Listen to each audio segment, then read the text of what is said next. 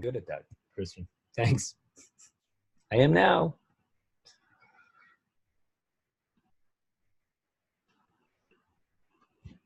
Sweet.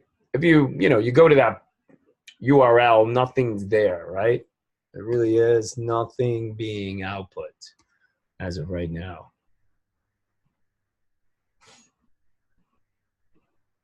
I mean, all we're getting at this point in time, if I look and inspect it, is just the head and just the body, but there's nothing really there. Nothing else here for us to really examine. Just linking us to our CSS files, because you saw there was CSS to be used here. Why 3004 versus 3000? My question is, why not? Yeah, it really doesn't make a difference. I think maybe the previous instructor might have known some of the students would have some apps open up on 3000 and there might be an error. Sometimes they just change the port number. It really doesn't make a difference. There may be a point in time when you do want to have two servers up and running, maybe two different API servers. Maybe you want to split up a few services between two servers, or you're building two things and you're kind of comparing them as you implement them.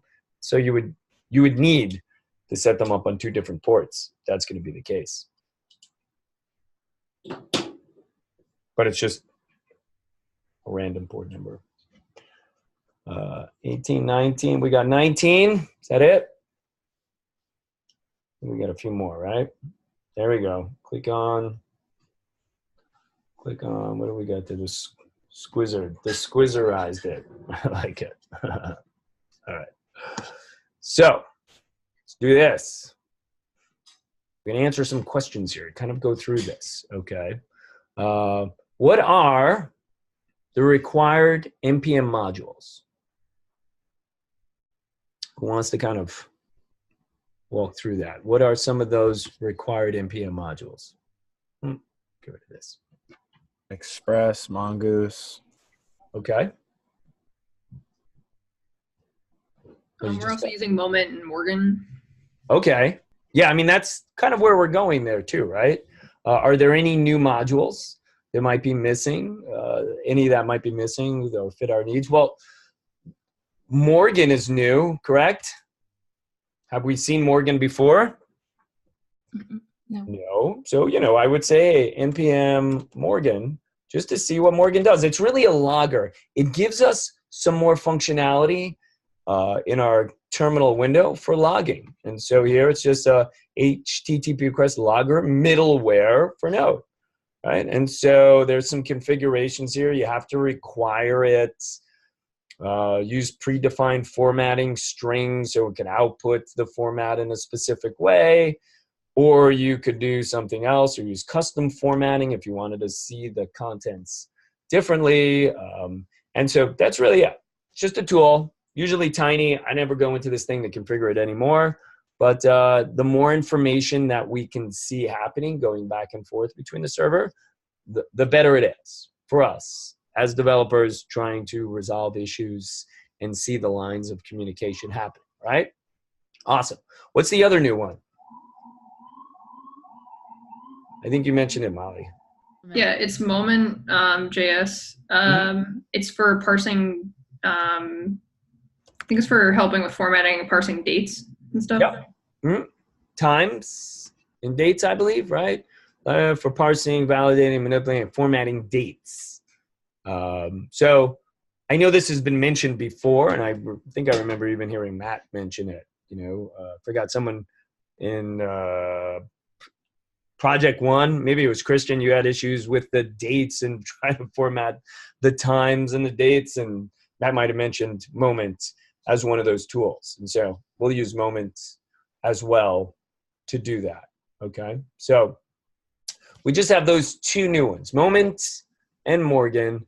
And then once again, if you examine where these things are placed, right? If I look for, there's a middleware, here's the Morgans being used in the middleware right here, right? So these are our middlewares, app.use, is our middleware. Okay, and the order of these things is important at times. And I think Matt mentioned the other day too, like someone mentioned putting it in the order, and he just kind of builds it out. And if he's got an issue, he goes back and he reorders things to figure it out. Every piece of middleware does something, and then passes it's the object, right? So I grab the request, it comes in, I manipulate the request, add information to the request, format, time, dates, whatever I need to do, and then I pass it to the next middleware. It's an assembly line. So middleware is really an assembly line, right, that edits or mutates the data or does something to that request and then passes it on till it gets to where it needs to get to, right? So we get to this middleware where we pass it to the controller, and then the controller is doing stuff with it, right? We know that the server has a port of 4000 because 3004 because we can see it there. We do see here, just on a side note too, we see process.env.port, but what's missing? The fact that we see process.env.port, what's missing in our folder structure that we don't see there, that we needed in project 2? .env file. Yeah, the .env file, right? I mean, this thing is working because we're not pushing it up anywhere as of right now. But we do make reference to process.env.port, process.env.mongodb_URI, which is the same URI created on the Mongo site when we put, in Heroku when we push Mongo up. It's the same thing. Where are our mean routes located? Anyone tell me where the mean routes are? The holiday controller? Yeah, holiday controller, right? So usually, once again, when you kind of connect your controllers and your routes together, you kind of put them here. I usually define them together. You could easily have taken const holiday controller and put it up here with your kind of dependencies or requirements up here, but it's always kind of best practices to put them together. So you see that this is the controller, it's where it's going. This is the route that it controls. So we know that. In the controller, the following routes are available. Let's take a look at the controller, holidays controller right here. What are our routes, right? Do we have full CRUD? Does it look like it? Full CRUD? Yes, right? We have get, right? Post, delete, and put. So we have all 4 of those routes, right?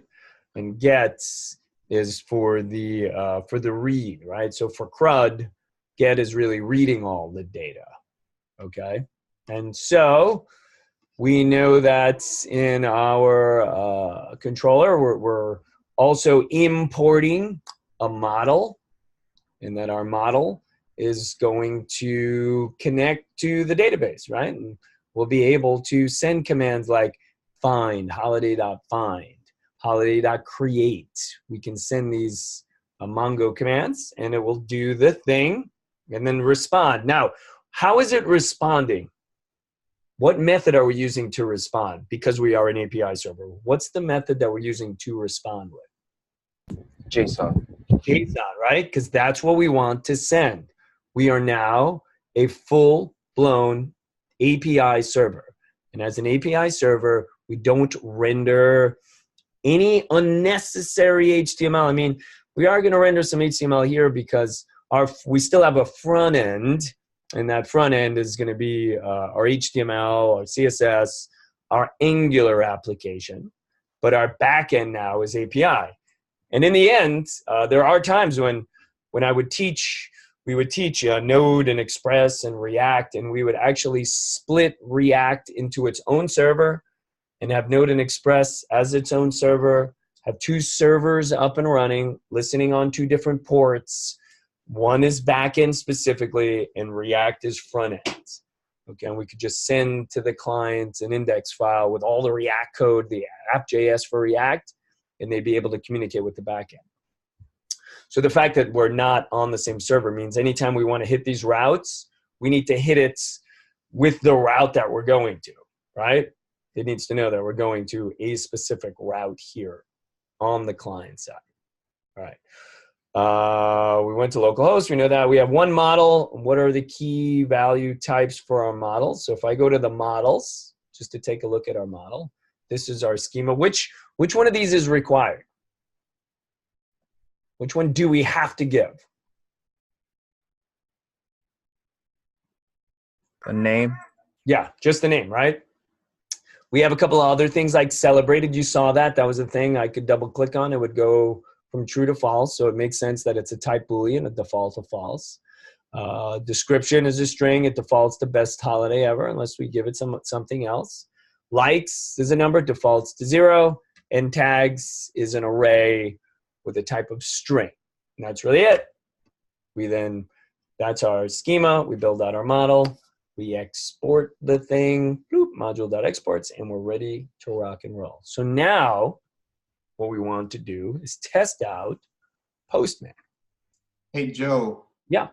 Before you move on, why is moment not, like in your server JS, why is moment not in one of the app.use? You know, that's a good question. I don't know if the server right now is configured to use moment. I think they imported it with the intention of using it, but from all the lectures that I went through, we never actually touch on moment. I think it's one of those things where the instructors wanted to convey a tool, import the tool. Maybe they had the intention of using it later on, but they didn't pass it down through here to actually use it.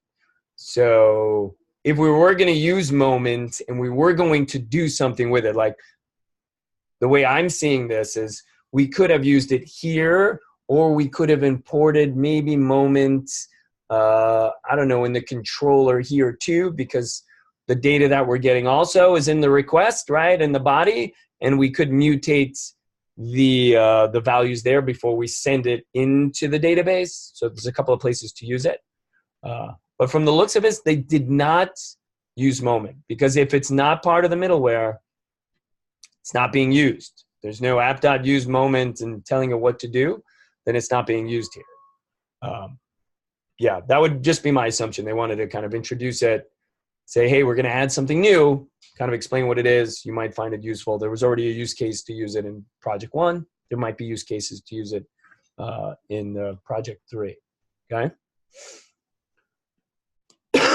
Excuse me. So I'm going to start up Postman. I got Postman right here. Let me get rid of this URL. Just playing around with some URLs earlier. I'm going to grab our URL of the server. Make sure your server is started, right? I just did nodemon. Once again, just made sure the server was started. I'm going to go here, and I'm just going to, I don't know, maybe get stuff. And if we change this to get, we really shouldn't be getting much, right? I'm just getting this style sheet. It's really all I'm getting. There's no data. I'm going to go back here. What we are going to first test out, though, is this. Now, because you started up your server, you don't have any data, right, to kind of return. We don't really have anything. And so we're going to need to add some things to our database, right? I was testing this out earlier. So I think I removed everything from my database. So I don't really have anything either, right, for my test database. Remember, I spinned up a second full-blown server, but that second full-blown server had access to the same database. The backend is configured the same way. The same sub-database is created, the same collection is created, the same schema is being used. So when you have two of the same apps, and you're just building out the new one from scratch, if the backend's the same, you spinned up the second server, you're always going to have data in there. But we don't have data now. But we do have here, or we will have data, because I'm going to go here and look inside of these actions, right? Now, some of these methods are familiar, right? You see get, you see post, put, there's patch, there's delete. There's a few other ones here that we don't use, but these are HTTP methods that we can use here. We're only going to be really focused on the four, on the get, the post, the put, and the delete. We're not focusing on patch. We're focusing on put. And what we do is we're going to change it to be post. Now, post means we're sending data, right? So if I want to send data, I need to send something over, okay?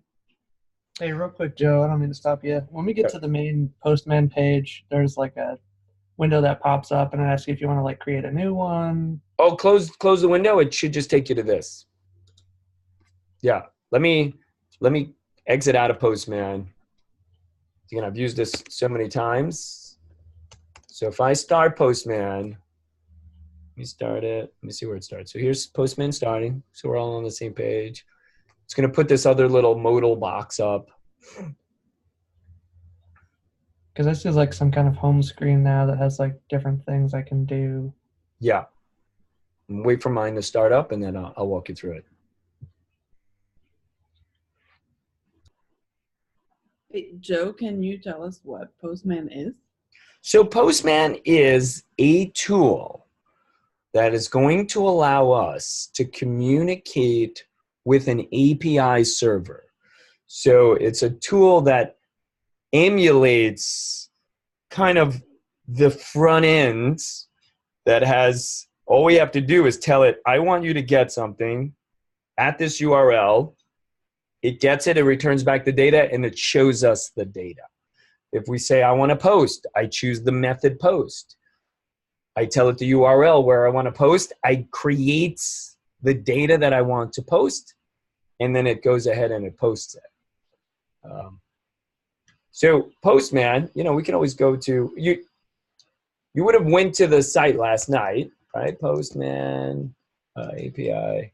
We can take a look. It's a pretty solid tool. I'm going to just put mine over here. I don't know why it's taking so long now to start.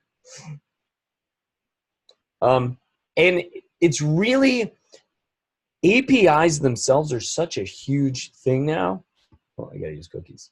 That they have these tools that people are just building API servers that return data. That's all they return. They just return JSON data. And then you do with it as you want, right? You can do whatever you want with your JSON data, build whatever front-end application. I could take, you know, ideas from 10 different people for a movies application, use the OMDB database, and give you 10 variations on how someone sees or views the interaction with that data, right? In the end, it's just data. And so sometimes we just want to create that backend, create our own API server that would render data, and then just render the data, you know, just give them the data. And so Postman is a way of doing that. So a lot of the times when we're teaching kind of that back end thing and we just want to remove the front ends, I do this a lot when we're doing it with React, and we did Node and Express, and we built our routes up. Sometimes we just use Postman to make sure that the routes work before we add complexities like, all right, well, you got to create the front end that has this button that then has a form that does post, or the underscore method override. Like, that confuses people. So we try to like remove that and use this tool to emulate the front end. Yeah, I think this is like a UI version of how we would use like curl statements in Node, right? Yeah, Just makes it a little easier exactly. to- Yeah, like I don't really use curl. I know Matt uses curl. I don't really care for curl. You know, it's a command line tool. You'll see it out there. But most developers are using Postman. I don't know what happened. Now my Postman, I'm just going to go to Activity Monitor because my Postman just seems to have Postman helper, right? So I'm going to turn, I think maybe it's running in the back end. All right, so here we go. So now I can stop Postman. Hey, Joe, I have a totally random question. Okay. Well, like when we're building stuff like this and all of these sites and like even for like Project 2 and stuff, and I'm just curious on something. if Yeah. you were to do like, if you're building a site for like a store, like Amazon, obviously we've gone over as that's an example, is like a cart or like when you buy, let's say your site is set up, you buy something, how is it being sent to the person running the site? Is it just like something's attached and there's an email and they like get all the information? Like, I was trying to figure out like how that would be like tied in. It's like a separate route or something like that. Oh, I don't know. Yeah. I mean, why don't we talk about it offline? Maybe on lunch or something. I was just curious. Yeah, and I'll go into details. I just, off the top of my head, for the shopping cart, I'd have to think that through and see how Amazon would use the shopping cart. There has to be something on the Amazon side that's keeping track, because when I log off and I log back onto Amazon from any computer, I see what I had in my shopping cart. It's always there. Like, it's in Amazon's best interest to be like, hey, the last time you were shopping, there were things in your shopping cart. Maybe you still want to buy those, right? Versus like wiping out a session that was client side, because sometimes they might just put it on the client side, but if you close your browser, restart it, you lost all your shopping cart stuff. So not the best. So I just kicked off Postman. I'm just exiting out of this. I'm just going to do this. Boop. Should take me here. Right? Is that where it takes everyone?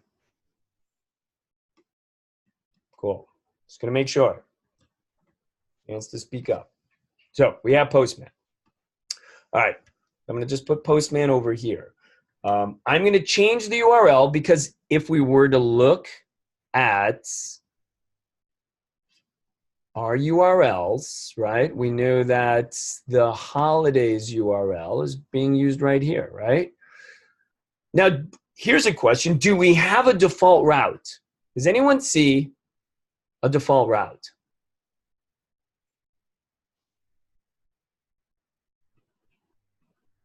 Anyone see?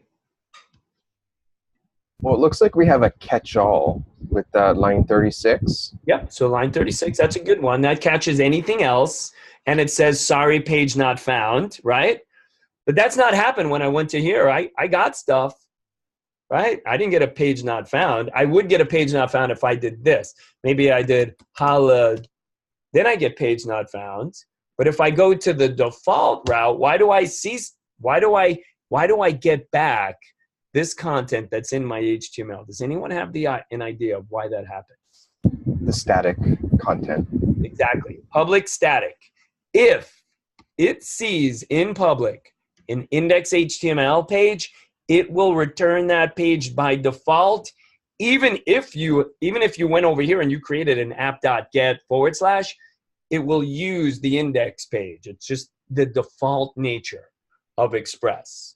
To be like, I'm going to make things easier for you. If you put app.static here and there's an index page, I'm just going to send it. That's just why we get it. So I just want to be clear, like, what we're getting. So I'm going to go back to because our routes are in our controllers. So I go back to the controllers and I see the controllers, right? I know what we're looking for. Okay. So I'm going to go here. We know that it's on Holdiays, right? That's where our route really resides, in Holdiays. The get route is just that index file. So I'm going to go open up Postman. And in Postman, if I was to put Holdiays here, right? Now, I'm just going to test this out. You can watch. I'm just going to say get and run it and just see what happens. I get nothing. If you ran it also, do you get an empty array? I'm just curious, right? Okay. Why do we get an empty array? Christian, why do we get an empty array? You said, you shook your head. You know why. Because there's nothing in our database. Okay. So we are sending something back. We're sending something back to us, a JSON object that's empty, correct? That's ultimately what we're sending back, right? Our communication between Postman and the server is going to be done using JSON. We send JSON, it gets it, it sends it back to us. That's our communication. If we have any data, that's how it's going to get sent, right? We send this. So now that we know that we're getting nothing back, we know that it works because it didn't error out. I'm going to change this to be post. Okay, we have to do a few things here to get the post to work.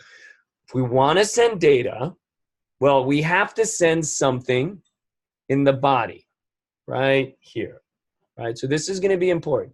This body, clicking on the body there, that's going to be important. Now, I'm just going to kind of annotate here. Let me see if been a while since I was annotating. I'm going to start up my duet. See if my duet, I was testing it out earlier, making sure it worked. Once it starts up on my tablet, I'll use it. But what I want to focus in here is this. We are looking for body. Okay, and the next thing we're looking for to make sure is check is that. Okay. XML form, URL encoded. Those two things are going to go together. There's other ways to set this up. Sometimes I use raw. I can walk you through both ways, but this is the easiest way to do it. Okay, so make sure that those two are set up and that we have this set to post. Okay. So I'm just going to snapshot it. Boop. I'm going to get out of that. I will make sure. Okay. That should be it. Oh, come on.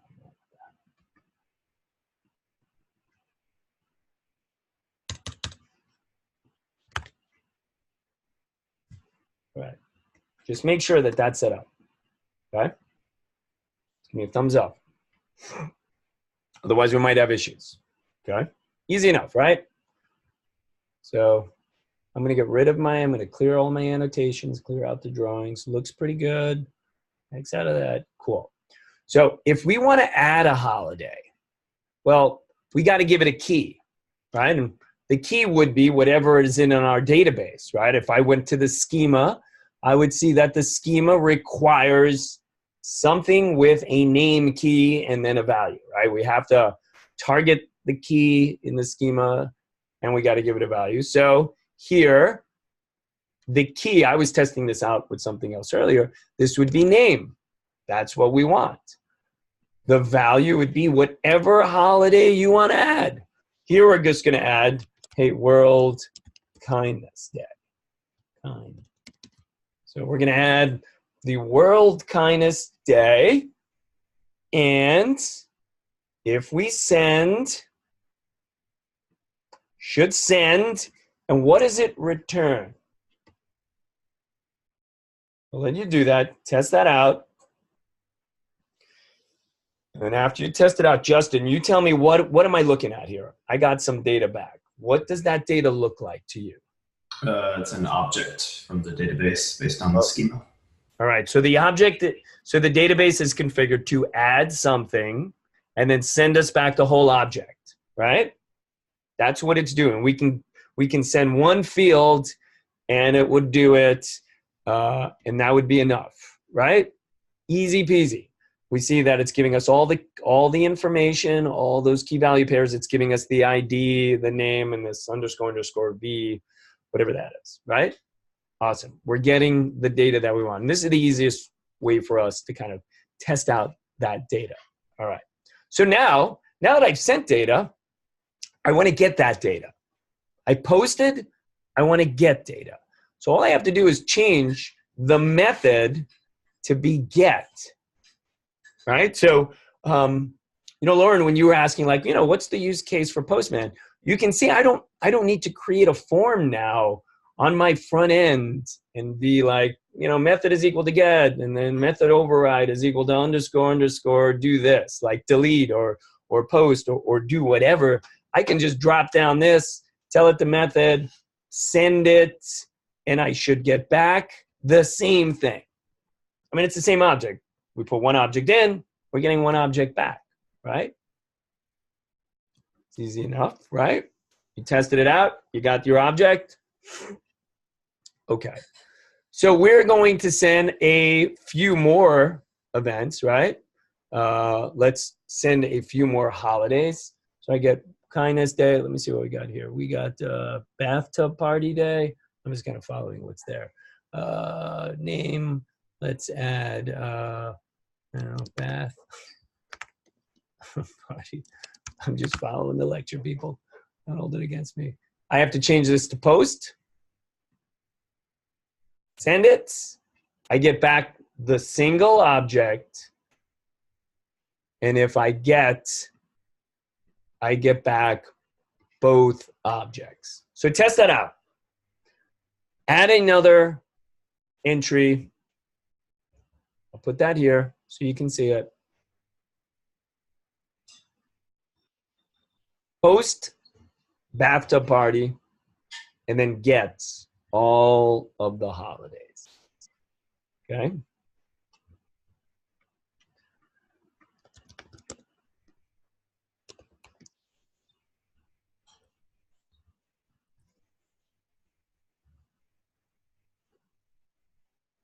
Okay. Give me a thumbs up when you're done with that.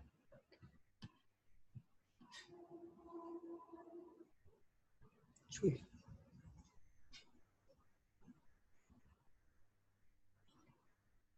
How many of you wish you had this tool when you're kind of building out your project too? Yeah, I wish I had the tool too. Usually, you know, once again, it's the things like when I kind of advise people as they're working through their projects, I'll always say, and I did it with my unit, is test the smallest thing, right? Test the route, return back just hello, make sure the route works. Awesome. Then move on to the next thing. Test that the controller is able to like do something that the controller's hit. Awesome. Then do something else, do smaller things. So I would do this. I would create the API backend, spin off the front end, and just use Postman to make sure my server is solid. It can update, delete everything. And if I know all that works, I can put all my attention into front end, into styling, all of that. Okay. So we've tested the post. We've tested the get. We are now going to test the update, right? So they did have a few more here. So what do we got? Update me. We got clean your room, spicy bathtub party. So I'm going to add another one. Once again, I'm just going to kind of follow the lectures. I don't want to lose anyone. Sometimes I deter. I'm going to just add another one here called update. I'm going to post another one called update me. Update. Is this thing not working here? Update me. That's my holiday. I'm posting it. I'm going to get them all, and now I should have 3 of them, right? Oh, mine didn't work. Let me see. Can I post it? Update me. Get all of them. Now I should have 3. Okay? Should create one more. So all you're doing is testing the posting of something and the getting of something, right? These two. You toggle between these two. Post involves that when you post, the data goes. If this is get, doesn't really matter. This doesn't happen. Like get doesn't send, get receives. So this whole section here kind of gets ignored. That's really all that it is. Okay? So what we're going to do here is, you see we have the ID, right? Here's the ID. Now let me find the ID for update me. All right, so I have 2 for update me. All right. So I'm going to grab one of these update me's. I'm going to grab this one. I'll grab the first one. This update me right here. Okay, I'm going to grab the ID because our route has a route for putting, which is updating, and it needs to target the thing that it needs to update, and it targets that thing based on its ID. So in the methods, I have to drop down the method and say put. That's the method that we're shooting for.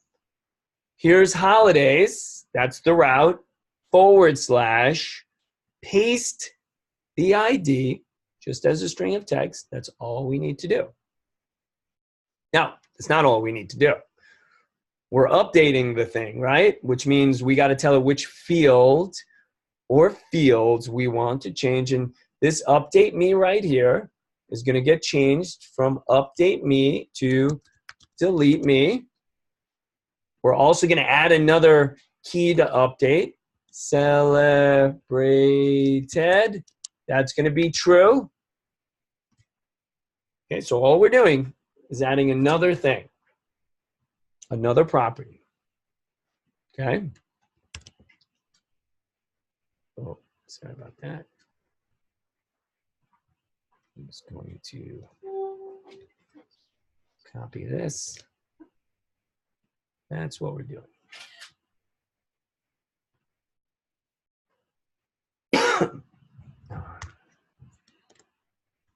There we go. Just make sure you got that. And then we'll extend desktops. There we go. Then I'm going to send it. Sending it out. And then you're going to get back that single one, right? We made an edit. So if I choose from the dropdown to get, and I leave the URL the way it is, I should get back just that one. So I'm going to do this again. I'm going to send, boop, and it says, sorry, page not found. Interesting. So I'm going to try. Got the same thing. I'm going to try going to all holidays and getting all the holidays. Let's see. Maybe there's an error on the server side. Best holiday ever. Delete me. Here we go. So maybe that route, we need to do some configuration for that route. Try to get all holidays, and let's see.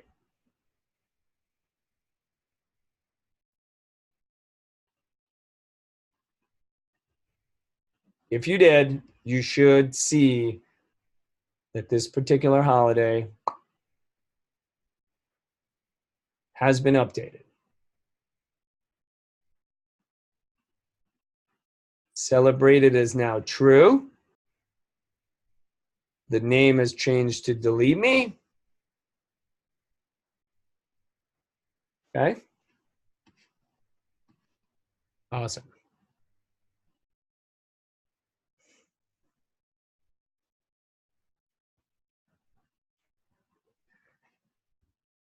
So now we're going to delete that thing. Okay. So once again, we did the get, the post, the put, all these methods we've tested. Now I'm going to delete that thing. So I'm going to grab the ID of the thing. All right, once again, delete me. I'm going to do / paste it. There it is. Okay. What you'll also see on the side over here is it shows you some of the previous commands that you did. So if you don't want to have to copy and paste things over and over and over again, you could just click on these things and it'll do it for you. It'll kind of pre-populate them. Okay. These are your previous commands. Now that we have delete as the method, I'm going to send it. Sending it, we'll hit the delete route. It should delete it. We should get back. Now we're getting back the object. We said delete it. It's sending us back that object, but that object should be deleted. It's kind of a remnant of the object, right? So if we now just do a get, so I could go over here and you see how I have the get right here. I think I could click on that and it updates my whole page to what was going on during that get. So I just went here. Awesome. I'm going to send and it's gone. Okay. World Kindness and Bathtub Party. That's it. Okay. Tested. And confirmed. All.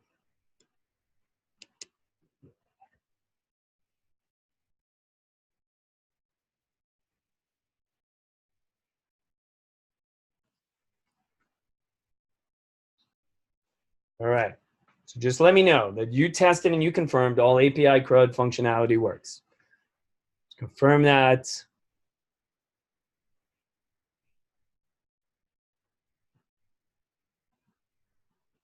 This man has a really... In production, if you were to make your own API and it had hundreds of entries, would you be doing it in something like this? Yeah, I would be using it in a tool. If all we're doing is creating an API backend, you need a way to test it. right? Obviously, if you put 1,000 entries in the back end, like, or 1,000,000 entries, you're not going to want to get all 1,000,000 entries, right? So you would possibly be testing out additional functionality on the back end where maybe you would allow the user to select 5 entries or 10 entries, and you would be testing those parameters out, right? There may be, if we wanted to create it, we know that we could extend this route if we wanted to say something like count 5, right? So holidays and up to count would be like literal strings of text that we're looking for, and then count would be a colon. And then we would say a number. And then if we hit the holidays count, we would then look at params, and we would see the number 5, or that we put in there what nums, if that was the colon nums. And then we would go to the database, make sure that it worked. And you would test that out. You wouldn't want, if you had 1,000,000 entries, to be doing this, getting all 1,000,000 entries, because that would be really tedious, right? So you'd probably want to just test the pulling of specific pieces of information when needed, mutating that information, creating all of these other sub routes to do it. Because once again, any of these things like I don't know, random user API, right? Random user API has lots of ways. If I just go to the documentation, right? They have lots of ways to manipulate the backend and ask for different results. Where's the APIs? Here's the APIs errors, random user API, all of this stuff too. That's what you would be using Postman to test. Testing, sending these queries back. The person on the back end made the edits, and then they tell you to test them out. And so you would test them out. Postman also allows you to create test scripts where you can actually load a couple of scripts, hit a button, and it'll go through and test things out for you. So it is a solid tool that developers are using all the time in production to test their API backends. That help answer the question?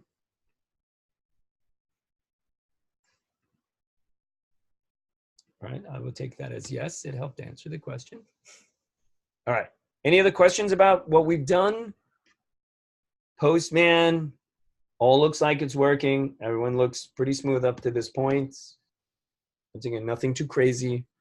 All right, so let's do this. It's 12:30. Let's take a break. Come back from break.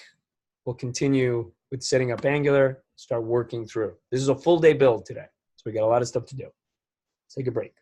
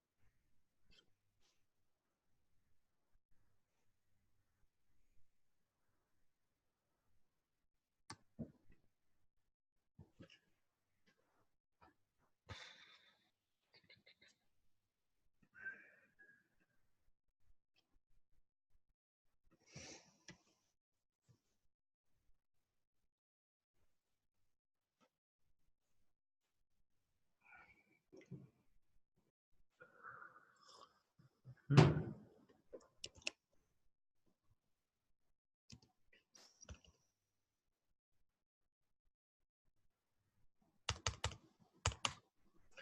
right, we're back.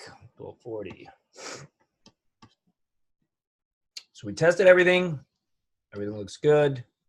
I'm going to minimize Postman for now. Just kind of put it over there. Go back to our lecture, and we're going to go through the process of setting up Angular.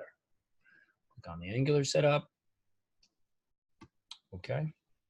And so here, we're going to complete install and test the API, set up Angular, and create an app controller, right? So our backend, we already have a controller, right? So this is our MVC model on the back end.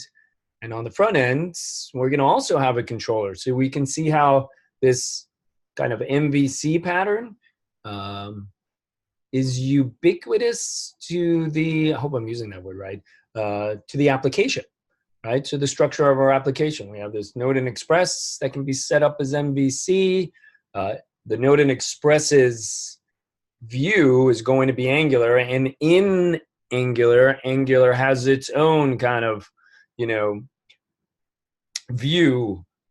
It's the HTML. It has its own controllers, right? And its model is really just the back end. It needs to connect to the back end to get the data, to send the data back and forth, and then it updates it on its own view at that point in time.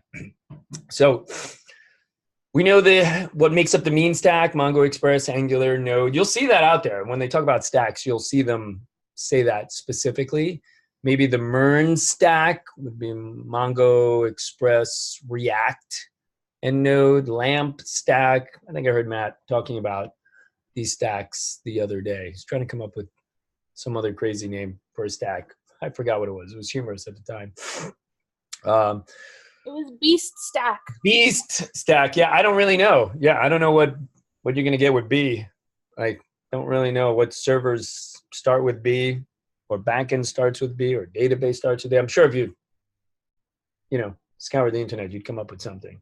But no one's using B Stack. It'd be pretty kick-ass if you came up with it. So what we're going to do is, if we move into our static file, so in public directory, we have an index file, index enough, right?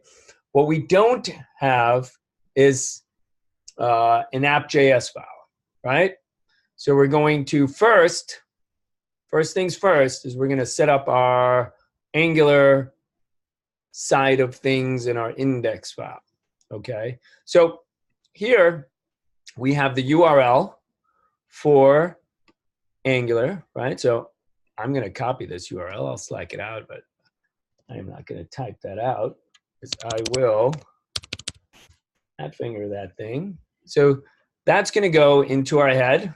So right here, I'm just going to add a node and say, import Angular, and put it right underneath there.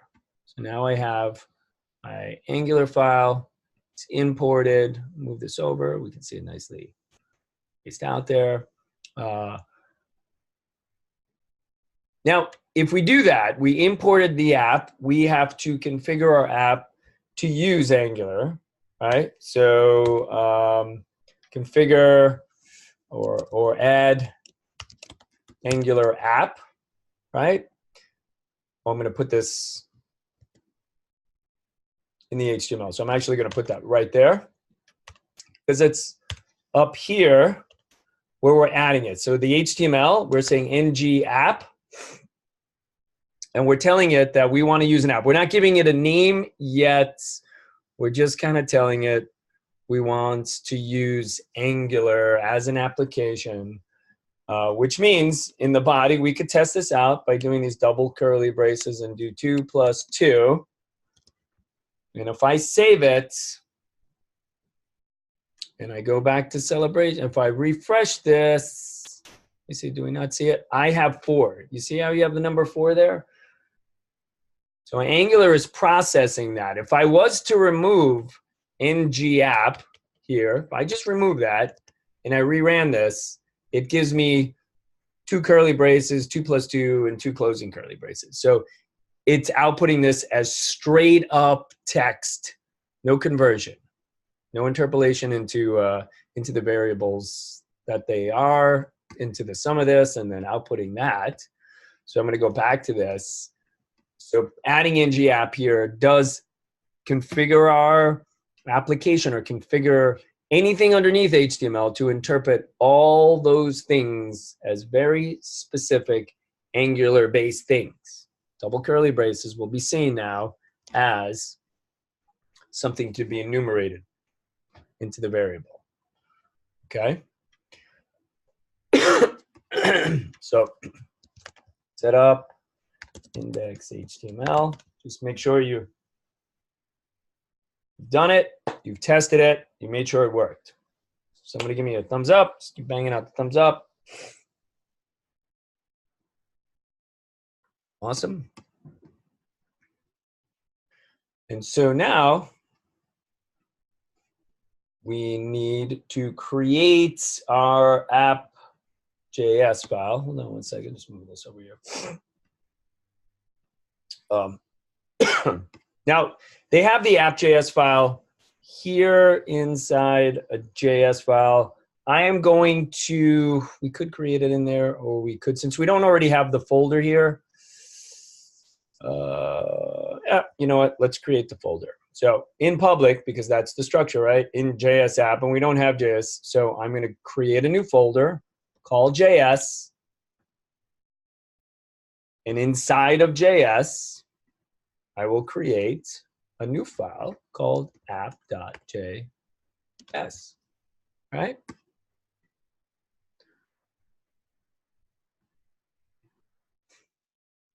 Okay. Now we're going to add some Angular code here. We're going to start with defining our app. Const app is equal to Angular module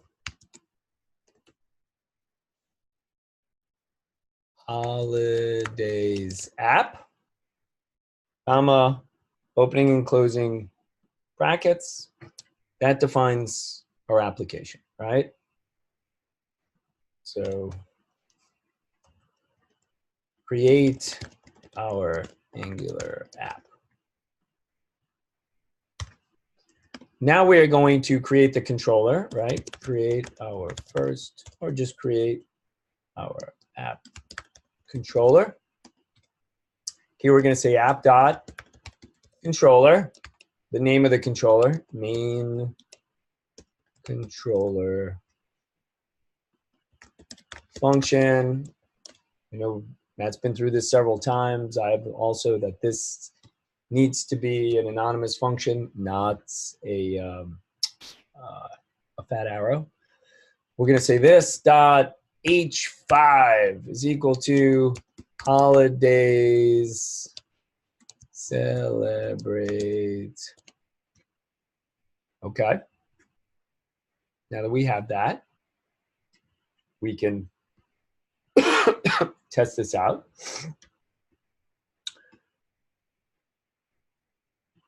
So we've created this. So we have a few things to do now, right?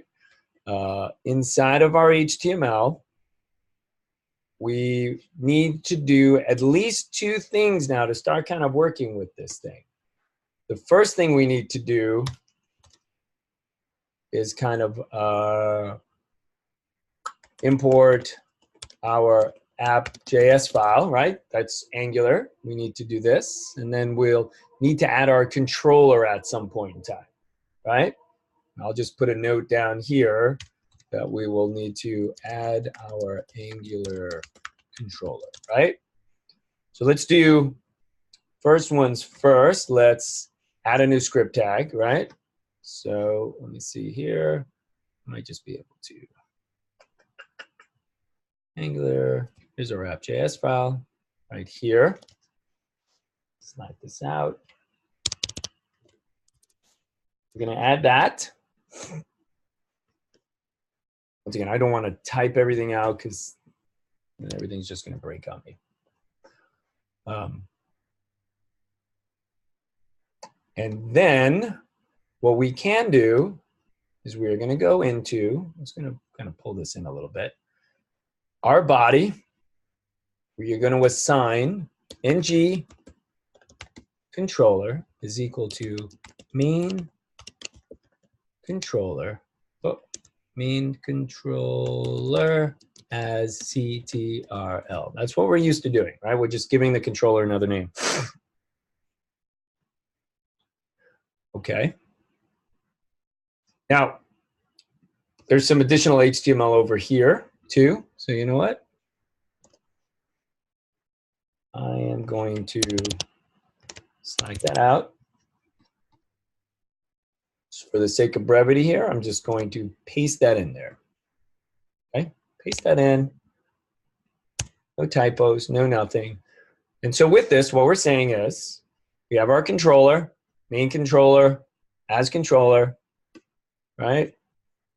And in our app itself, I have controller, so main controller, spelled correctly, cool. Main controller, as controller.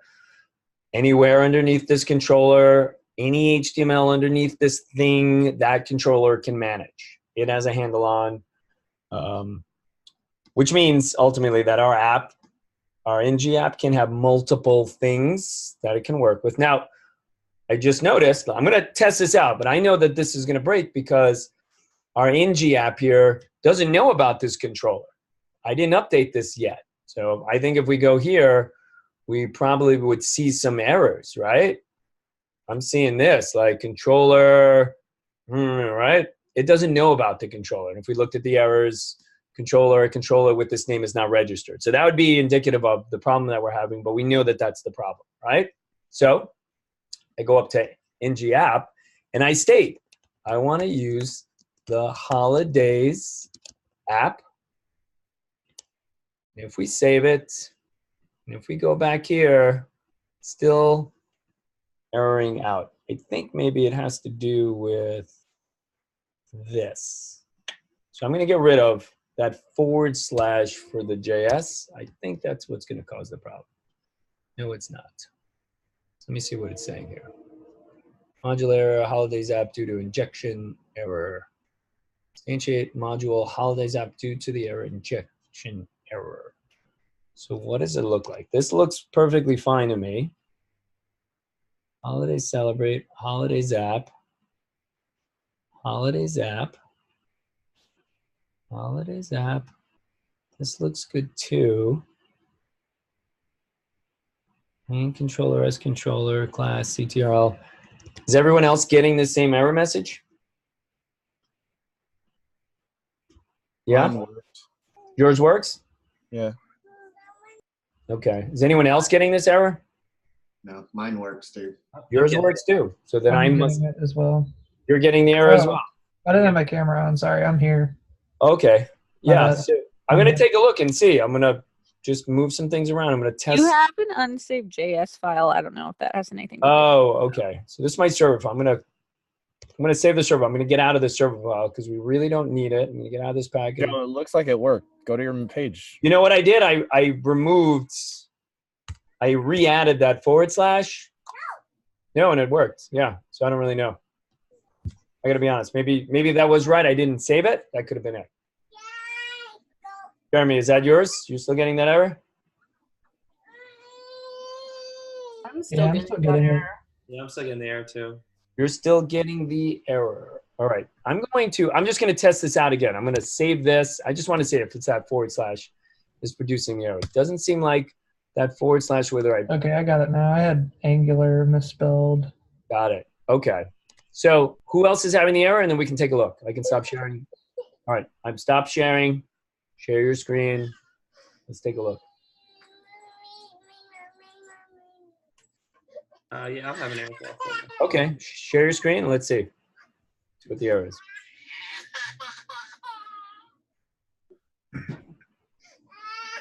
All right. So Angular Holdiays app, main controller, function, that looks, I don't know. You have this H5 dot. Shouldn't that be?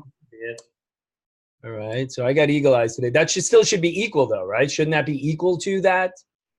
Yeah. You just can't, you're defining a variable, right? So you have to put the equal sign there. Oh, maybe There you that's why. go. All right. All right, still airing out. Oh, there you go. Booyah. I think I put the period instead of the. No, that works. Anyone else?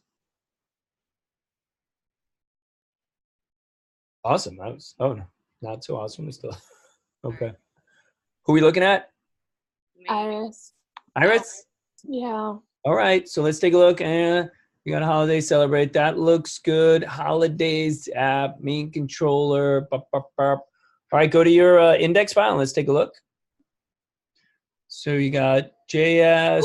I misspelled this. There you go. See, I was just about to get. I was gonna like my eagle eye is gonna go. You're taking away all my eagle eye credits. There we Hey, go. I never catch my own bugs, so I'm kind of excited.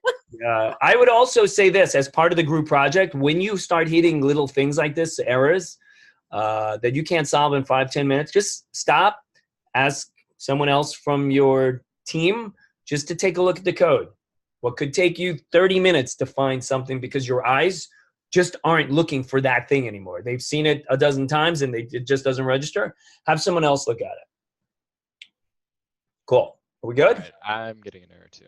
You're getting error? All right, show it. Let's rock and roll this thing here. All right. Looks like you got that injection error, right? That looks like what I was getting earlier. I think try switching your CDN with the app.js. Switch them and see if that fixes it. That should fix it. Remember, because app.js contains Angular. In this order that you currently have it, Angular hasn't been loaded yet. So you have to swap the order of those. So what am I swapping? Swapping App.js goes below the Angular. Yeah, cut that out and put it, right there. Angular needs to be loaded in order for you to use it.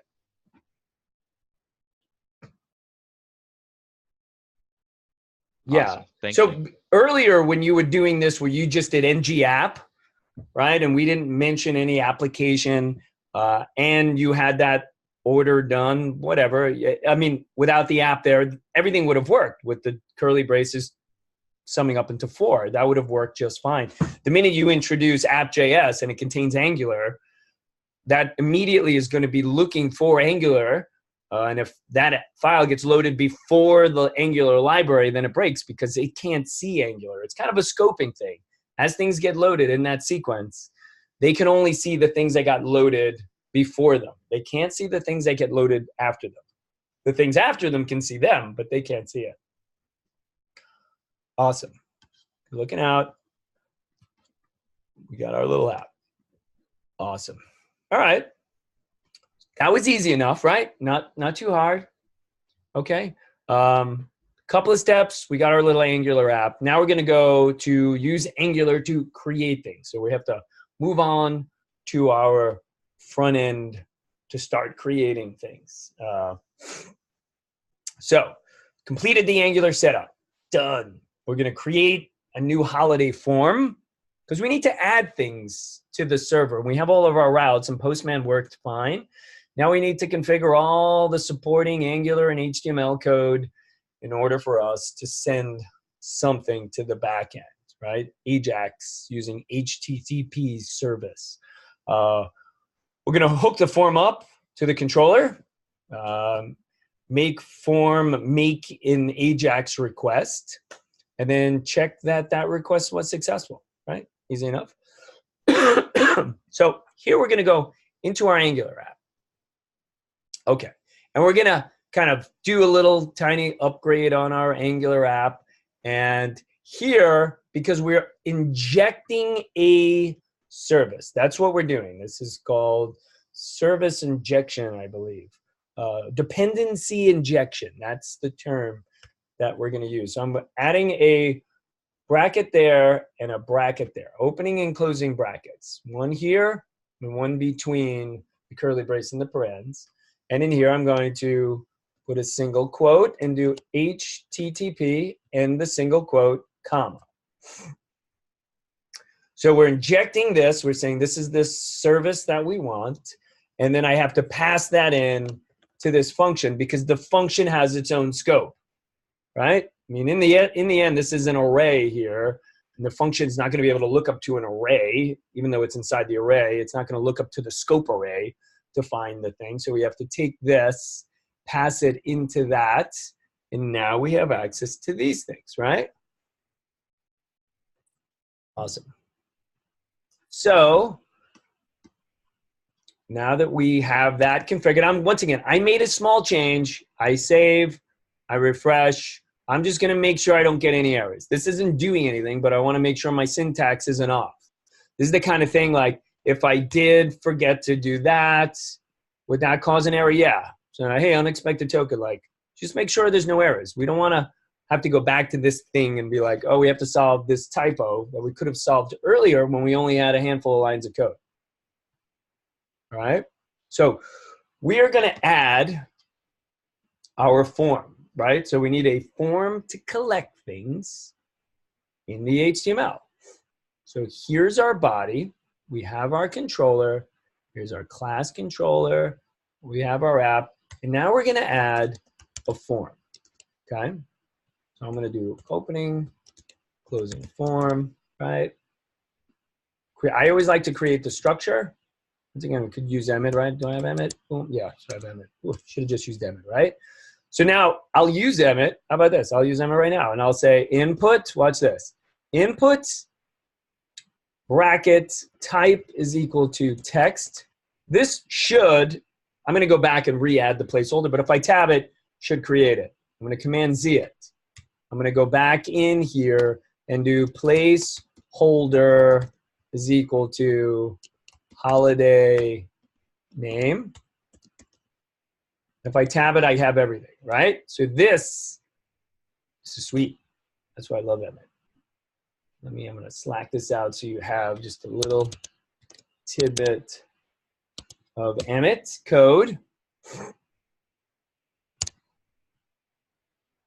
What's funny, in my evening class, you know, first couple of weeks, we're teaching basic HTML. Another instructor had taught the first 2 weeks because I was wrapping up another one. Here we go. Before I do that, I'm going to paste this and then just change type to submit, and then placeholder to be value, and then we'll just do create new holiday.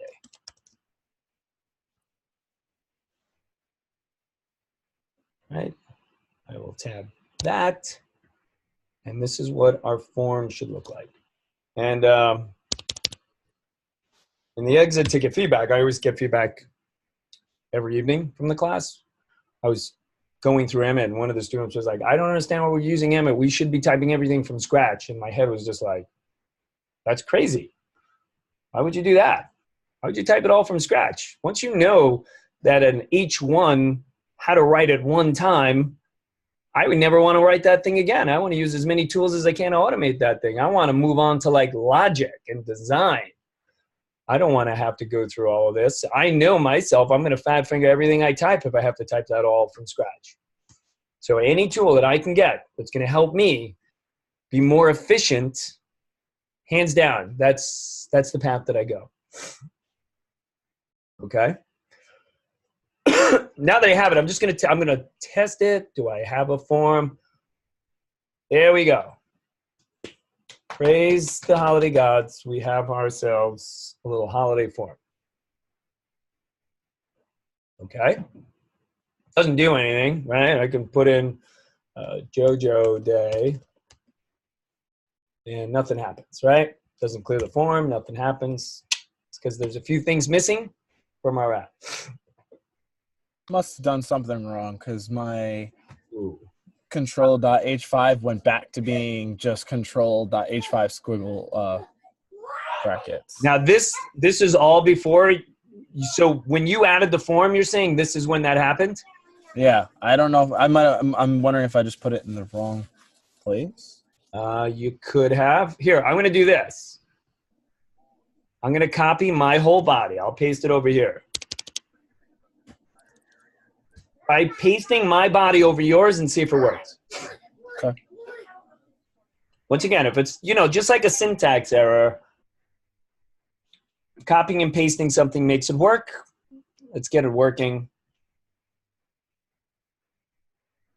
Sometimes the errors are great to work through, and then sometimes when we have to deal with syntax errors, it's just like, oh, you should have put a closing thing there. You're still going to forget maybe the next time. In the JS, it's got to be, because the HTML is fine. Hey, Aaron, I had this similar problem, and I just didn't have a closing square bracket in the apps.js. Okay. And it wasn't in the right place. That I had a feeling that's what it was, honestly, because I wonder. So, Aaron, I just pasted what I have in my app. So copy and paste that and see if that works. Once again, if it works, then it's just a syntax missing this. I did simulate what that would be. So if I did get rid of that bracket there and I reran this, we would see an error just like this. Unexpected token. If I click on the app.js file, it takes me to where it sees. It sees a unexpected parens when it should have seen a bracket. Okay? That work, Aaron? No, I mean, I'm trying to make sure, and everything's the same. And you're saving all the files, everything? Yeah. All right, share your screen then. Let's take a look. Oh, let me. It's probably something stupid. I know it is. It always is. All right. All right, main control of this holiday celebrate. All right, so I don't think it's there, and that's files. Everything is saved. I'm just making sure everything is saved. Yep. Controller is controller. This I copied and pasted everything. Huh. Holidays app up there. Because you see. Can you go back to your app.js real quick? You're missing a comma after the quotation HTTPS. So then you did not copy and paste, Aaron. I did. You did not copy and paste what I put there, because what I put there has a comma. Maybe it didn't work. That's... No, I didn't. No, I didn't. I thought I did, but I didn't. All right. There we go. All right. I did not do something right. All right. I'm going to share my screen now.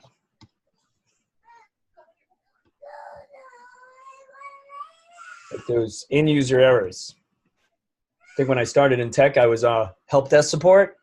I had to answer people's work for Time Inc., and I had to change their passwords and help them get to their emails. Oh my God, the struggles of trying to get somebody to click on a button and tell you what they see and then do this other thing. I knew if I could do that job, I could do anything in this world.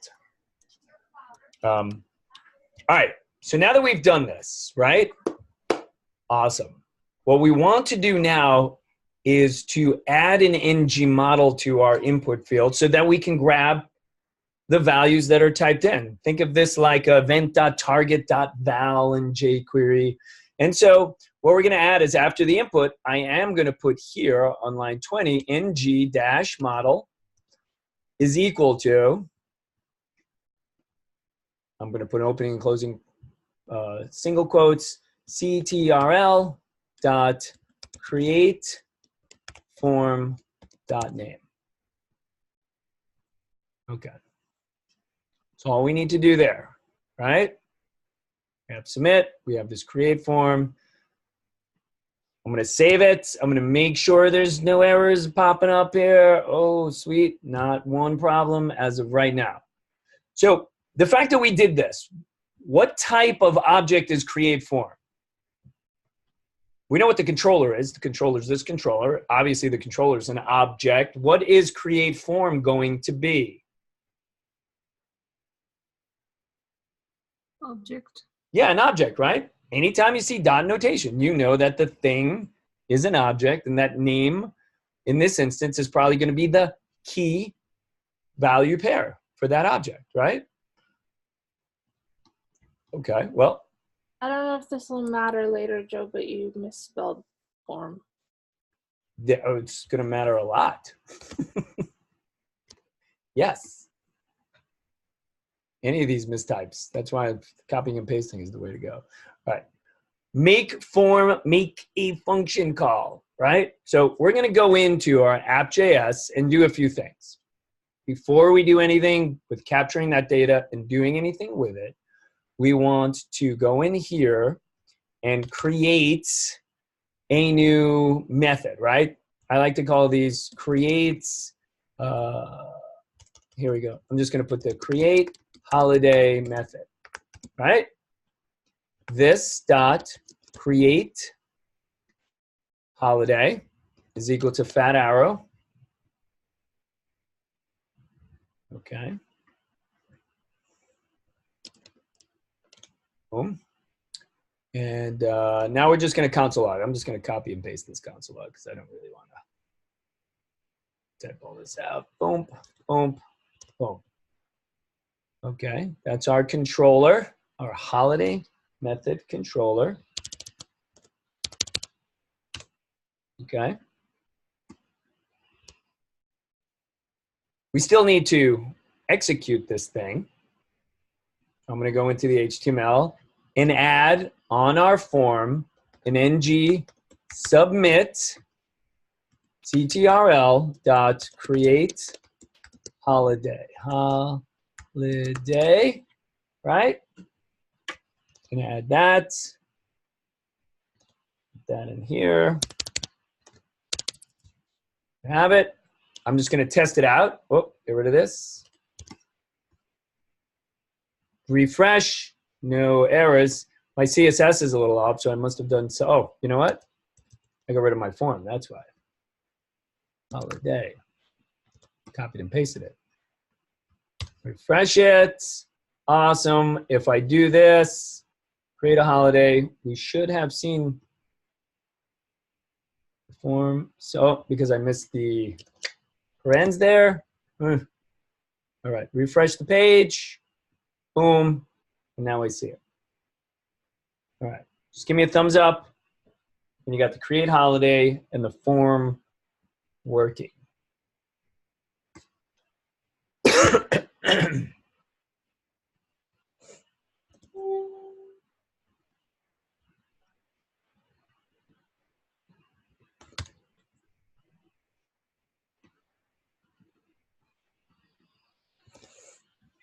It's just supposed to log it in the console log. Yeah, that's all it's doing is logging it, correct.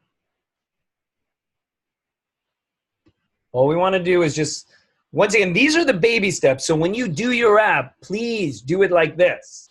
Please create a controller, a branch that would do this, right?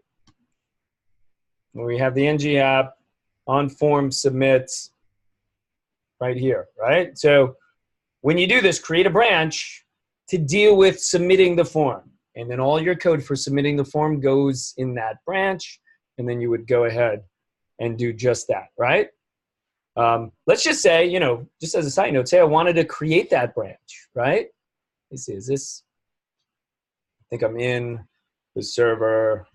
I command C, pwd, just making sure. Nope, that's the wrong one. So here we go. pwd, Stanley, nope.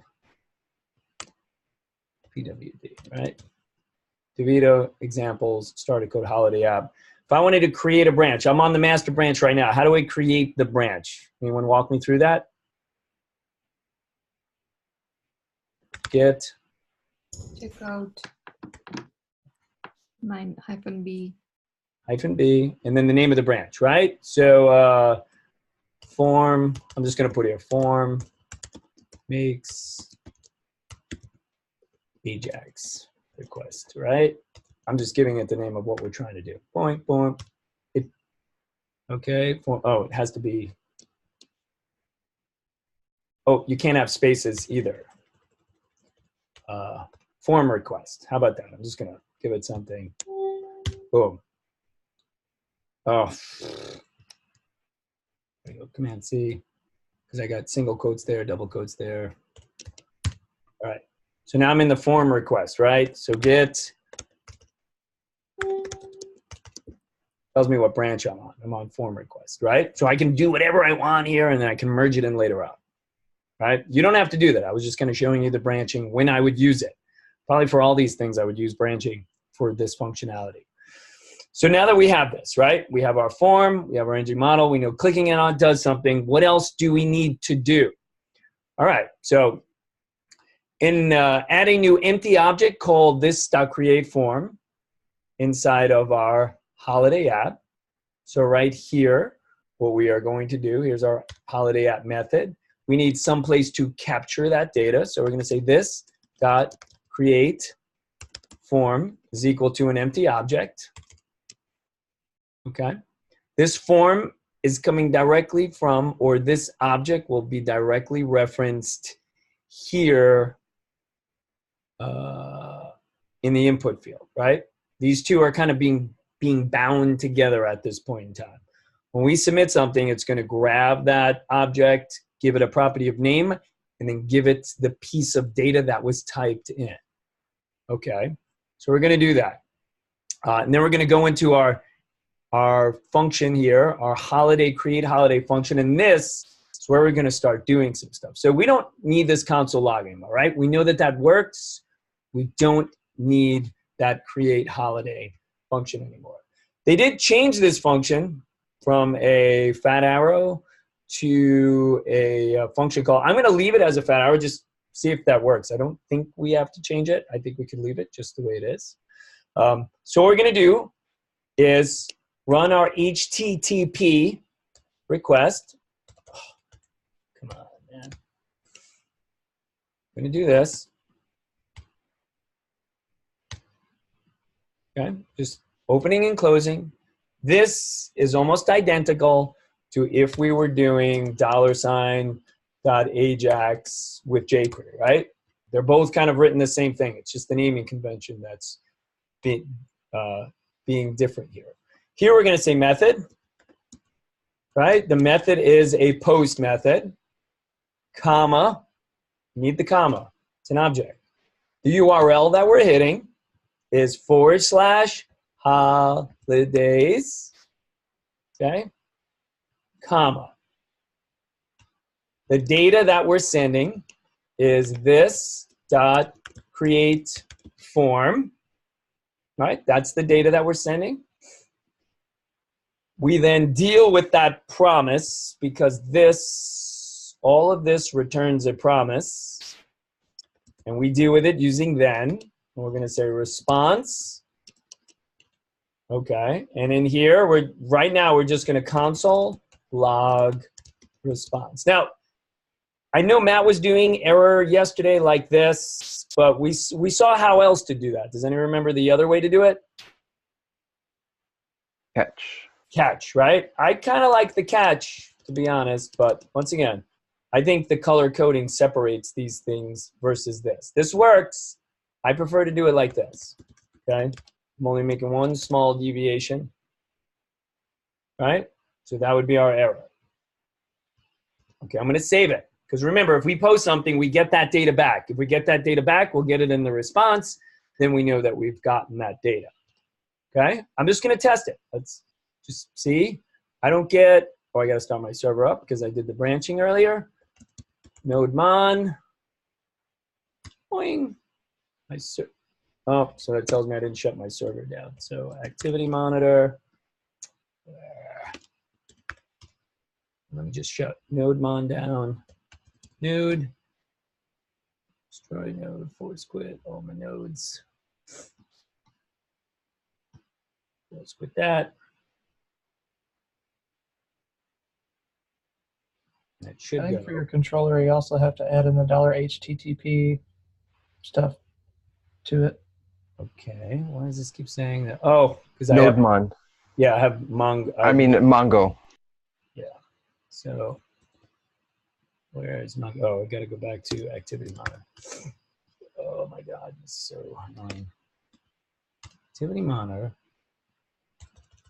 MongoD, right?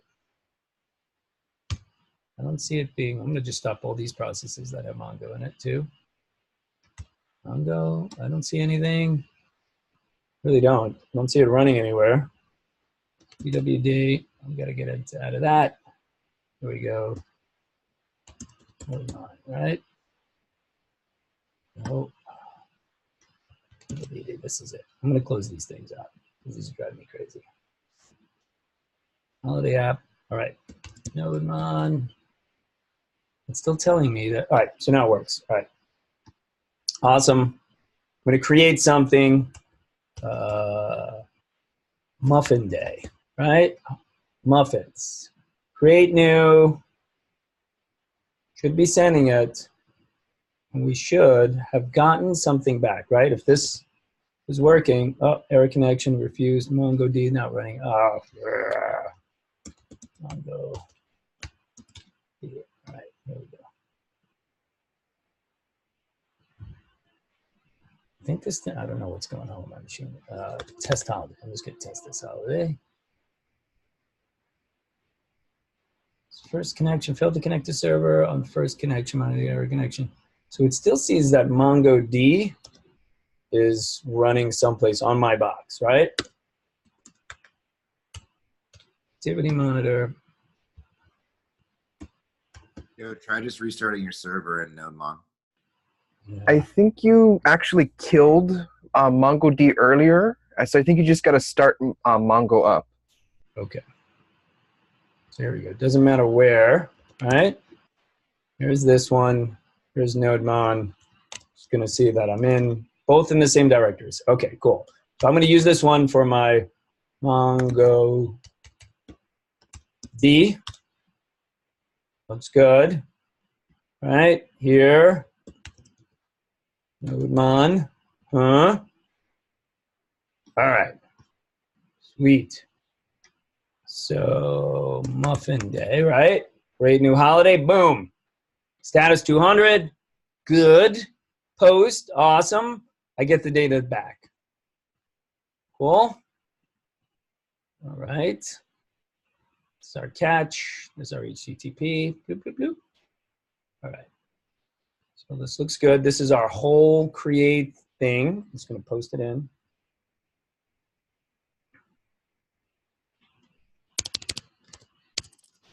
All right. So that works. Everyone confirm that that's working for you? I know you're all watching me solve my errors, but post it, make sure you get it back. Now that we've gotten it back, we can do something with that data, right? That's the ultimate goal. Is to now that we've gotten it back. It didn't send me back the data. It just. Did you console log, Iris? I commented. Yeah, no, I did. Console logged response. Yeah. Okay, and you put the catch there too, because then it would know if it errored out. I did put the catch. I'm not getting an error. Oh, maybe I didn't. Hold on. Yeah, save it. Restart it. I mean, I was doing a couple of things. I forgot to refresh my page. Okay, and always refresh your page. Yeah, that's the thing. Once again, we make changes here. We don't have, you know how NodeMon was making changes and restarting the server? It was NodeMon, right? That was restarting the server for us every time we made changes. Right, we're on the server. We made changes to server.js or any one of those files. Server was restarted. Everything worked. It's not necessarily doing that with the HTML files. We make an edit to HTML. We make an edit to app. We have to go here and refresh this and ask for it to send us those files one more time. Okay? Awesome. Let's see. We only have a little bit left. And we get done with this unit. All right, so we got the data. Awesome. Now that we have our data, we console log the data, and we should see this data right here. We can tell it's been successful. Our database has it. Once again, we sent it. We got it back. I mean, if I was to just open up Postman and get all the holidays, right, I would probably see update, baptism party, world kindness. No. We did create it. I'm surprised I'm not seeing it. Oh, kindness day, baptism party. Maybe this one's running on a different port or something. Because if we did this, I'm just going to test it one more time. Muffin, boink, we get it. And we know that it did it. It's created it. We posted it. We took a look at our back end. Here in controllers, we would see a post route. That post route creates, and then sends us back the new thing. I'm surprised we're not seeing it. Should be in there in our get. We should find all those. I'm just surprised we're not seeing Muffin. Here's the data. Here's Muffin, right? Surprised we're not seeing all of the data that's there in Postman. Hey, Joe. Yeah. In Postman, there's a refresh button at the top. I clicked on that, and then I clicked send again, and okay, the cool. data shows up. Good. Update me. Yep, there we go. Awesome. That was odd. I always felt like this was just every time you clicked on it, it was hitting the server again. Sweet. So now we know that we're getting it. I still have all the other ones, which means if we did a forget on our server and we got all that data, we'd be able to get all of these elements. Cool. Not too bad. Not too bad. There's some other things. Did Matt cover this whole await concept at all? Async and await? Was that ever addressed?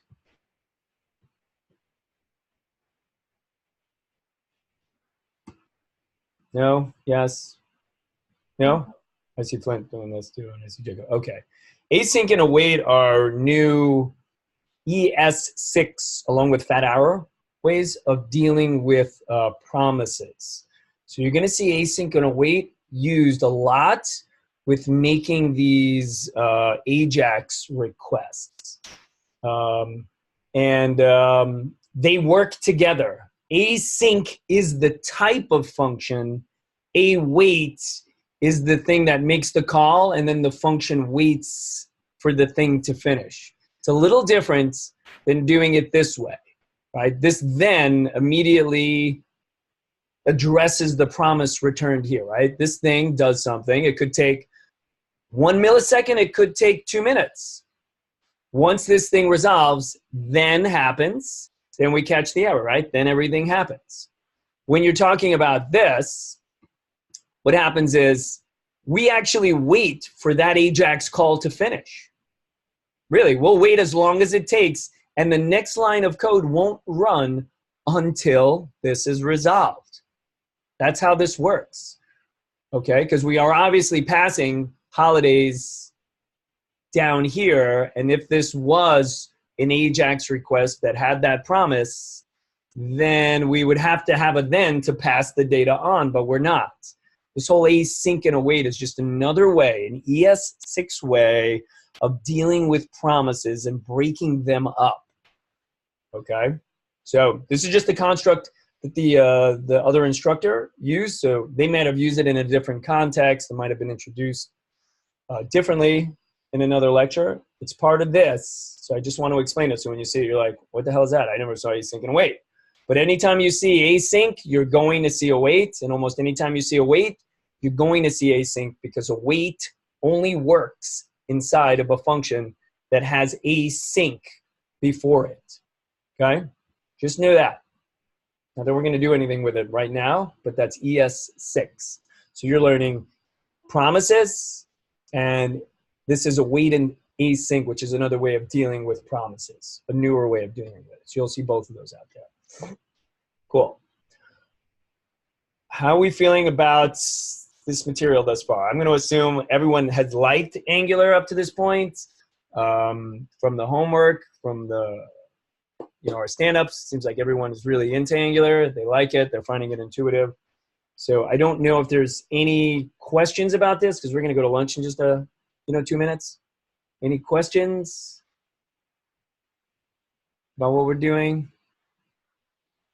What we're trying to do? Okay. Cool. I mean, you can always Slack me, reach out to me on Slack. So let's go to lunch, 1:30. We'll come back at 2:30, and then we're going to continue the build. Okay, we still have quite a bit to do with the build. All righty. Okay. See you back at 2:30.